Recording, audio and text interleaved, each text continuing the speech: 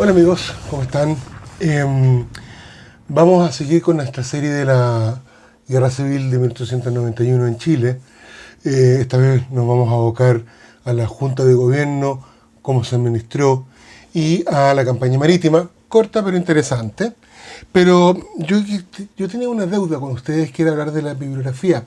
Eh, a ver, si estoy usando la bibliografía tradicional de la Guerra Civil, como Julio Bañao, un libro muy bueno del doctor Carlos Mandiola Gana, que se llama Los últimos días de campaña, Manuel Martínez, un compendio de Lejos del Río de las Balas, muy interesante también, de Rodrigo Mayorga. Pero me estoy basando básicamente en tres que son, para mi juicio, una bibliografía, una historiografía más moderna, más actualizada, menos pasional que la de la época, que es la Guerra Civil de 1891 de Alejandro San Francisco, que es un libro muy interesante, muy bueno, sobre todo para entender la parte política. La batalla de Concón y Brasilia, de Andrés Avendaño. Fíjate, todavía tengo marcado aquí donde saqué las cosas. Muy interesante, muy bueno, muy bien explicado lo que fueron las batallas de Concón y Brasilia. Y el libro más nuevo que yo he visto, que es el de Emiliano Valenzuela. Se lo recomiendo, un libro más que viene con muchas fotos, viene con mucha imagen. Y con muchos datos, de repente un poquito de datos freak, pero muy interesante igual. Así que este libro, 1891, El año de sangre, es también un libro muy bueno. Ninguno es vendido por Legatum, ninguno es comercializado por nosotros, así que no les puedo hacer ninguna oferta al respecto por si lo quieren adquirir, solamente que lo busquen en la librería más importante y por supuesto Busca Libre. Hablando de Busca Libre, antes que se me vaya, Legatum Editores y Busca Libre firmaron un convenio para los amigos que nos escuchan que nos ven desde Perú o de Argentina o de Alemania, que pueden adquirir los libros de Editorial Legatum a un precio muy conveniente y además a un flete muy bueno, porque este convenio implica que los libros se van a trasladar por vía de courier o no sé cómo, a precios que son asequibles y no pagando un flete que va más allá, que va muchas veces más allá que el mismo valor del libro. Así que eso es un punto muy importante, muy interesante para que ustedes lo tengan en cuenta si quieren comprar libros desde el extranjero en Chile. Bueno, vamos a lo nuestro. Hagamos un pequeño repaso. Las fuerzas del Congreso controlaban todo el norte de Chile. Tacna, recordemos que Tacna todavía era un tema que no se podía arreglar y eso va para otro video absolutamente aparte, pero las fuerzas del Congreso controlaban desde Tacna hasta el sur por Antofagasta. Hasta ahí será todo el control de la zona salitrera por lo demás. Por tanto, es muy importante que ellos mantuviesen eso y además controlaban la ruta marítima por el norte de Chile. Pero una vez que el bando congresista controle, llega a establecer este dominio territorial, empiezan a tener un problema que es interesante, que es cómo tenían que manejar administrativamente estos territorios, cómo iban a proyectar su idea de la guerra, de la revolución, de la guerra civil hacia el sur, cómo le daban una orgánica al bando, una administración. Entonces, se decide dar una estructura político-administrativa a este nuevo gobierno revolucionario, si ustedes quieren, para darle una orgánica que soportase lo que venía después. Entonces, de esta manera, el 12 de abril de 1891, por supuesto, se reúnen en la ciudad de Iquique los que hasta ese momento habían ejercido las acciones necesarias para la lucha armada. Y esta gente que se reúne en Iquique pasan a formar la Junta de Gobierno Revolucionario y la Junta de Gobierno de Iquique. Se manejan los dos nombres. Esta Junta de Gobierno quedó conformada como presidente con el capitán de navío Jorge Montt Álvarez, Waldo Silva como vicepresidente del Senado y Ramón Barros Lucos como presidente de la Cámara de Diputados. Cada uno de ellos conservó su cargo anterior, su cargo de antes de la guerra, y por tanto lo proyectan hacia el futuro. Podrá parecer una cosa nimia, pero es bastante importante porque establecen puntos de posición. En ese mismo acto, y aquí pasa a ser interesante, en ese mismo acto pasan a formar parte del gobierno, las nuevas autoridades del gobierno revolucionario, como dije, queda don Manuel Antonio Mata como ministro del Interior y Obras Públicas, don Joaquín Walker Martínez, ya no me acuerdo de eso, como ministro de Hacienda, don Isidoro Errázuriz, viejo querido Isidoro Errázuriz, como ministro de Relaciones Exteriores, Justicia, Culto e Instrucción Pública, Adolfo Holley, recordado comandante del 7º de línea, ministro de Guerra y Marina, y don Estanislao del Canto, general Estanislao del Canto, comandante en jefe del ejército congresista. ¿Okay? Esa es la estructura político-administrativa que propone la fuerza del Congreso para seguir adelante con las acciones en pos de tomarse la capital, Santiago, para tener el poder completo.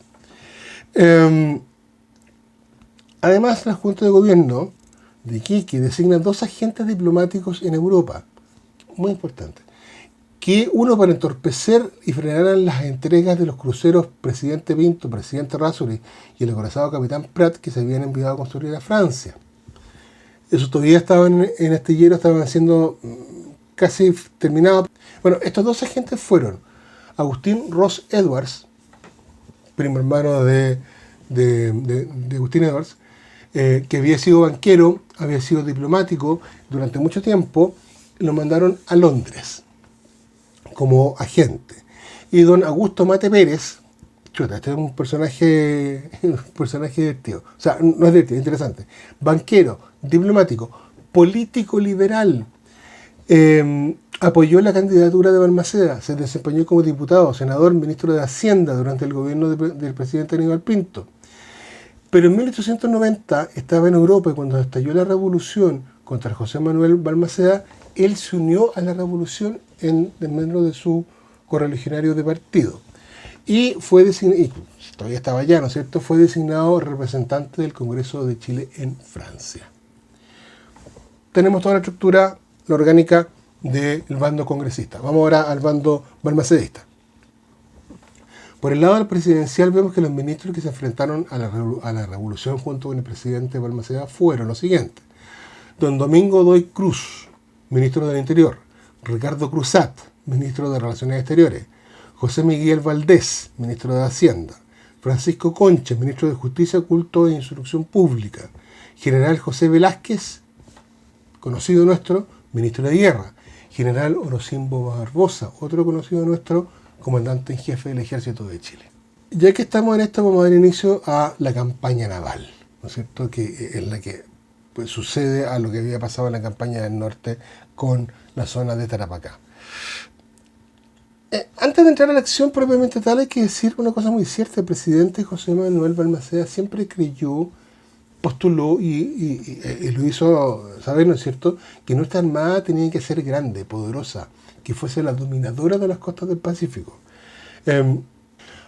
Para lograr la modernización y la consolidación de la armada, se mandaron a Inglaterra los blindados, los viejos conocidos blindados nuestros, Blanco, Encalada y Cochrane, que se les cambiaron calderas, se les bajó un mástil y lo más importante, se le puso un equipo de lanzatorpedos, que era la última novedad de la época. Se mandaron a construir a Francia en 1889 el acorazado Prat, tremendo buque, y los cruceros gemelos Presidente Errázuriz y Presidente Pinto. Gemelos significa que son buques iguales. Eso todavía estaba en Francia en el momento del estallido de la revolución y, bueno, es otra historia que es bien entretenida, pero no está dentro de lo que vamos a hablar.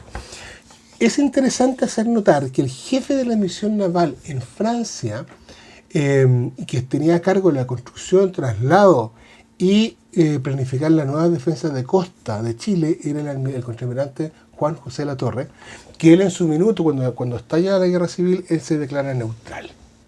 Él no se quiere meter, quiere seguir con su pega. Bueno, aquí estamos viendo el cuadro de la comparación de la escuadra y vemos que la del Congreso desplazaba 20.585 toneladas y tenía la ventaja que contaba con una gran cantidad de buques de transporte. La escuadra del gobierno, bastante menor, desplazaba 2.835 toneladas. Sí comprendía las naves más modernas, pero las 3 naves más modernas todavía no habían llegado a Chile. Pero llegaron a Chile, sí, dos cazatorpederos, que eran la última novedad de la construcción naval de la época, que eran barcos más pequeños, capaces de alcanzar grandes velocidades y de lanzar torpedos. Los cazatorpederos tenían un torpedo por cada banda y tenían un torpedo por proa, además de un armamento de cañones. Bueno, el cazatorpedero Lynch llega en enero de 1891 y el cazatorpedero Condell llega en febrero de 1891, por tanto estaban activos en el minuto de la Revolución. La campaña naval, en estricto rigor, comienza con los desembarcos que ya vimos en Pisagua, lo que pasó en Iquique, pero hay un punto culmine, hay un punto que hay un quiebre y pasa a ser súper interesante, porque cuando el Congreso ya controlaba el norte grande, ¿okay?, tiene que avanzar hacia el sur y bloquea el puerto de Caldera y el puerto de Coquimbo, con la intención de que la gente del gobierno, la gente de Balmaceda, no pudiese ser reforzada para avanzar hacia el norte en busca de las fuerzas del Congreso. Es en este escenario, con estos dos puertos bloqueados, que el 23 de abril se produce el combate de Caldera. Y aquí vamos a entrar un poco más en tierra derecha para ver cómo funcionó esta cuestión. Como dijimos, los casos del Pedro Lynch y Condell, bajo el mando de los capitanes de corbeta Alberto Fuentes y Carlos Moraga, respectivamente, o sea, Alberto Fuentes en la Lynch y Carlos Moraga en la Condell, recalan en el puerto de Huasco el día 22 de abril a eso de las 2 de la tarde. Ahí fueron informados que en Caldera estaban fondeados los buques Blanco, Cochrane, Huáscar y 4 transportes. O sea, la medida de Caldera es grande, pero 4, o sea, tener 3 buques de guerra más 4 transportes, son 7 buques, en una cantidad importante, y se podía hacer un ataque bastante interesante y hacer daño fuerte a las fuerzas del Congreso. Bueno, esa misma tarde, a eso de las 5, zarparon hacia el norte, primero el Condell y minutos después el Lynch, y la navegación la hicieron muy pegada a la costa. Estas naves eran de perfil muy bajo, por tanto costaba verlas.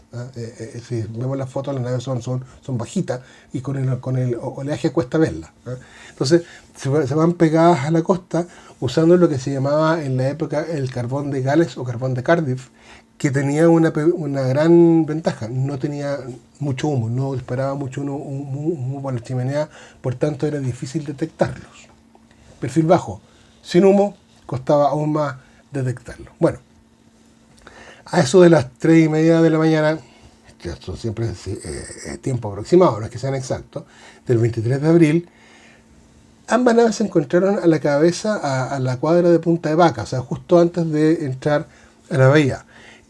O sea, habían pasado hacia el norte, Punta de Vaca está al norte, ponen rumbo sur para quedar en la boca de la entrada de la bahía de Caldera, de la rada de Caldera. Esto tenía una idea de hacer el ataque norte-sur y después seguir avanzando hacia el sur en demanda de Valparaíso. Una táctica bastante inteligente.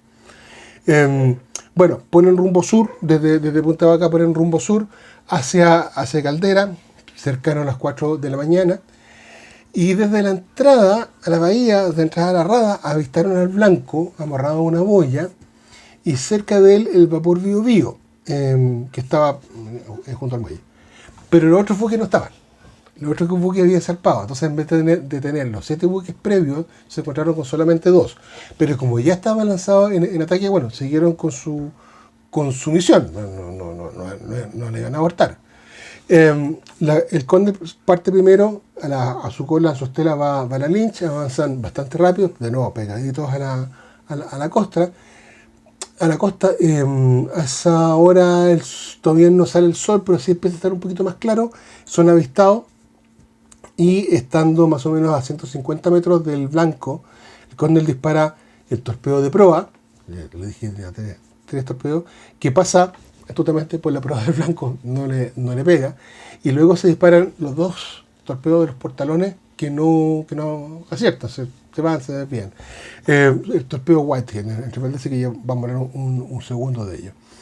El Lynch repite la maniobra, que donde falla el torpedo de proa, pero al disparar el torpedo que va en babor, lado izquierdo de la nave, ese torpedo impacta en el blanco, penetra hacia la sala de máquina, abre una tremenda brecha de agua y, por supuesto, hace el daño que se separa la máquina, el generador eléctrico, y el buque se empieza a escorar, porque estaba entrando una cantidad importante de agua, y en los pocos minutos la escora hacia estribor, hacia el lado derecho del buque, fue tan fuerte que se empezó a hundir. Se empezó a hundir así irremediablemente y desapareció. Algunas crónicas me dicen que en 3 minutos y otras crónicas me hablan que fue en 10 minutos.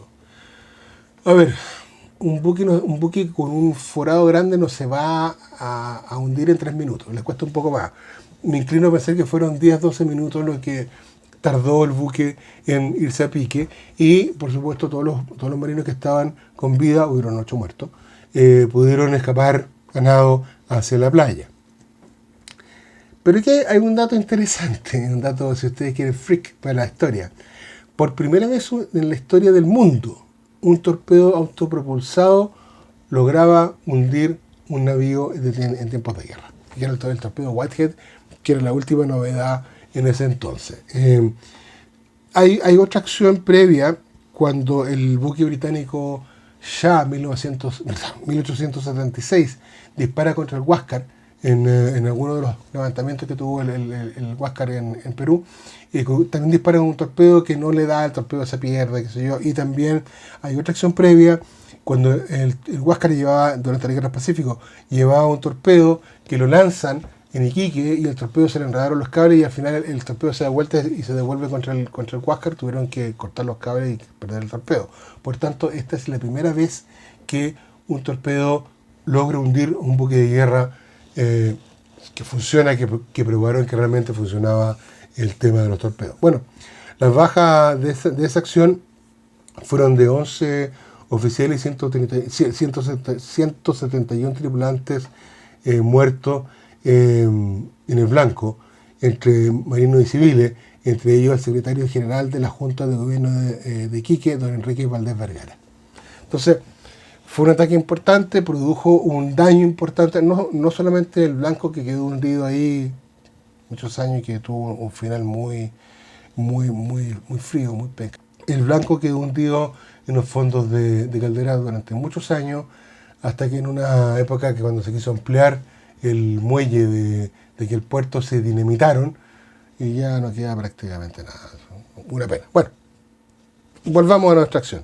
Entonces tenemos que el Cóndor con el Lynch atacaron, hundieron al blanco y siguieron hacia el sur. Salieron de la rada de la bahía de Caldera hacia el sur.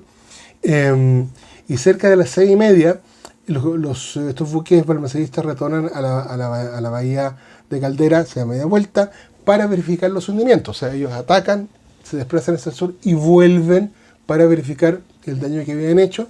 Con mucha alegría se dan cuenta de que se había hundido el blanco. Y a eso de las 7 de la mañana, ahora sí, definitivamente, ponen rumbo al sur. Sur, bastante cerquita de ahí, a la cuadra de Calderilla. Son avistados por el transporte artillado del Congreso, el vapor Aconcagua, que era un transporte que tenía 4 cañones, que estamos viendo en la foto, que se abren por las bandas, y que podían provocar algún daño. El Aconcagua estaba al mando del ahora capitán de corbeta, Vicente Merino Jarpa.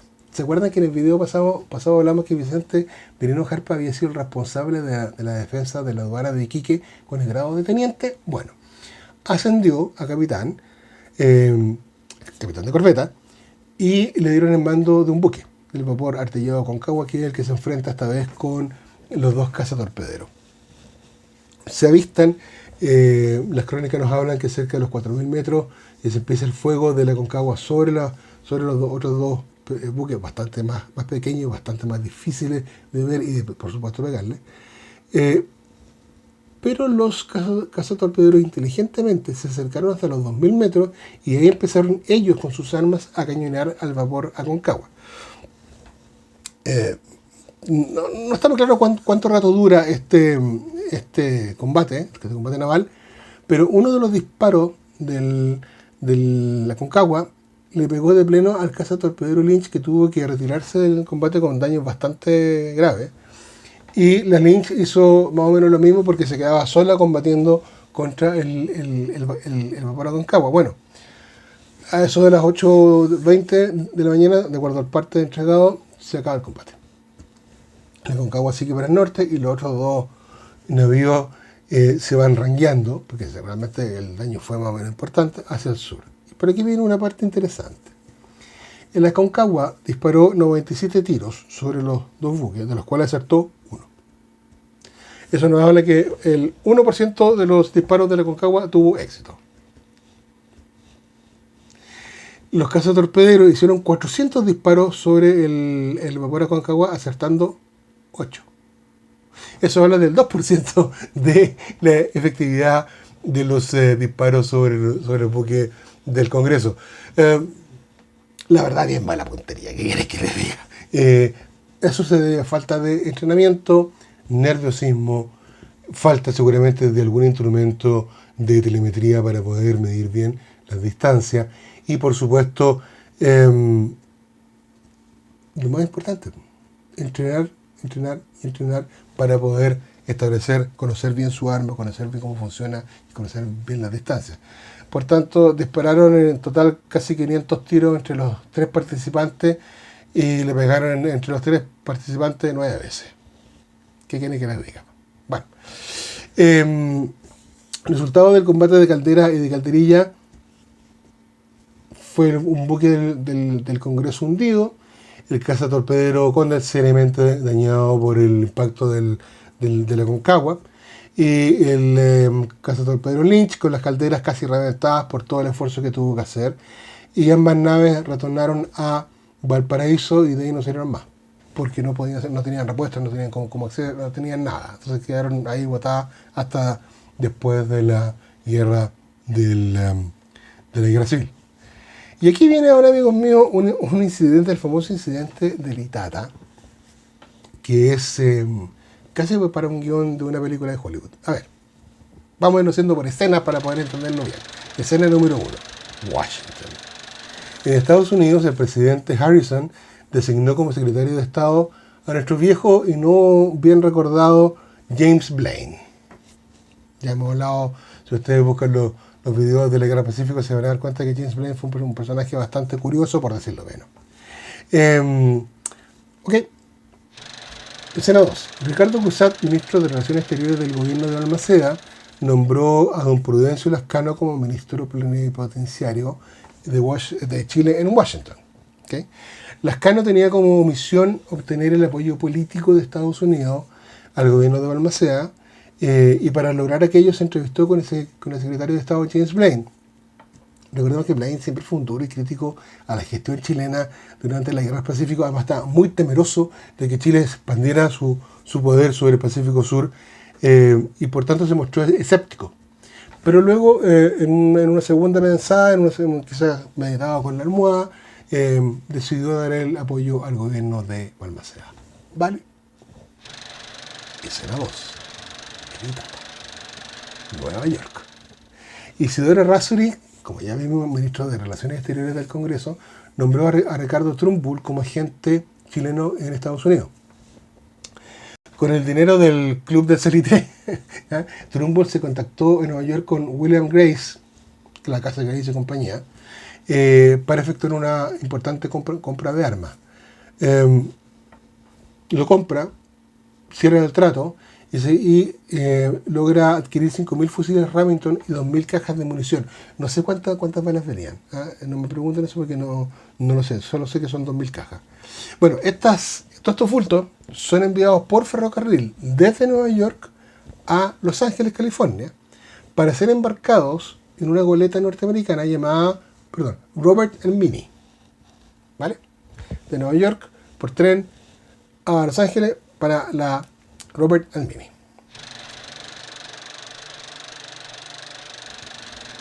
El vapor Itata se encuentra con la goleta que había zarpado de Valparaíso, desde Iquique hacia el norte, y que estaba a la gira por ahí en la isla de Santa Catalina, frente al puerto de Los Ángeles, se encontró con la goleta Robert Amini a la cuadra de la isla San Clemente, un poquito más al sur, cerca de la península de California, y se transborda la carga. Pero el gobierno norteamericano, que ya sabía de toda esta triangulación, ya estaba claro lo que estaba pasando, llamó al jefe de la flota del Pacífico norteamericana, el contraalmirante William Peter McNam, con la orden de capturar a Litata. ¿Ok? Y para lograr ese efecto, envía a los siguientes buques: el USS Charleston, el USS San Francisco y el USS Baltimore. El Baltimore. Y vamos a hablar del incidente del Baltimore. El Litata, quizás con más astucia, quizás con un poco más de velocidad, no sé por qué, pero logra escabullirse de sus 3 perseguidores y llega a Iquique el 3 de junio de 1891. O sea, hace todo el recorrido ida y vuelta, se escabulle de los 3 buques norteamericanos de alguna manera y llega a Iquique el 3 de junio de 1891. Pero, las presiones del gobierno norteamericano por lo que estaba sucediendo con la Junta de Gobierno, no con el gobierno de Balmaceda, hicieron que el bando congresista, la Junta del Gobierno del bando congresista, decidiera entregar a Litata a la fuerza norteamericana junto con el cargamento. O sea, el buque completito se era entregado a las fuerzas de Estados Unidos, que fue hecho efectivo a bordo del USS Charleston. Entonces, el 13 de junio, ambas naves zarparon de regreso a Estados Unidos, mientras el Baltimore se quedó en aguas nacionales y, como les dije, eso lo vamos a ver en otro video. Bueno, el gobierno de Estados Unidos nombró una investigación, abrió una investigación muy importante, integrada por el procurador general William H. Taft y el fiscal federal de California, Henry Gage, para establecer quién diablo tenía la responsabilidad en todo esto. Bueno, después de la investigación, el fiscal Gage declinó enjuiciar a la tripulación, afirmando que el gobierno federal había cometido un error sobre el asunto, señalando que el cargamento de armas constituía propiedad privada y que estaba fuera de la jurisdicción directa del gobierno federal de Estados Unidos. O sea, había sido un acto arbitrario. Posteriormente, la Corte de Justicia de Estados Unidos dictaminó que la retención de transporte y trata había sido una arbitrariedad por parte del gobierno norteamericano y un atentado contra sus propias leyes de libertad y comercio. O sea, quedó en absolutamente nada. El Litata y su tripulación con cargamento fueron dejados en libertad el 30 de septiembre de 1891, cuando ya la guerra había terminado. O sea, no tenía ningún sentido. Pero se logró recuperar. Yo no soy abogado, no entiendo mucho menos y entiendo menos de derecho internacional, pero se logró terminar este asunto más o menos bien. Dato importante. Mientras todo esto sucedía en las aguas del Pacífico, California, México, Panamá, qué sé yo, mientras sucedían los combates de Caldera y Calderilla, mientras la atención pública y de la prensa estaba presente, estaba enfocada en eso, el 3 de julio arribó a Iquique el vapor Maipo, que provenía de Europa. El vapor Maipo traía en sus bodegas un importante cargamento de armas, entre ellos el novísimo fusil de cerrojo, que lo vamos a detallar en la siguiente entrega, el novísimo fusil de cerrojo austríaco Mannheimer, modelo 1888, y que va a ser definitorio para las grandes batallas de Concón y Placilla, porque, se los anticipo, los rifles que se usaban hasta esa época para el ejército de Chile eran monotiro. Era un disparo, todo se movía, todo el mecanismo se cargaba y se disparaba de nuevo. Este fusil nuevo, Mannheimer, tenía la ventaja que tenía una petaquita con 5 tiros. Entonces era disparar, pasar, hasta que se acababa esa petaquita y se ponía otra. Y eso te da una cadencia de fuego importantísima para los soldados, que vamos a ver después con más detalle. Así que eso, amigos, terminamos con la Junta de Gobierno, la campaña marítima, porque nos abre las puertas a lo que viene después, que ya vamos a pasar a entrar en la recta final de la Guerra Civil de 1891.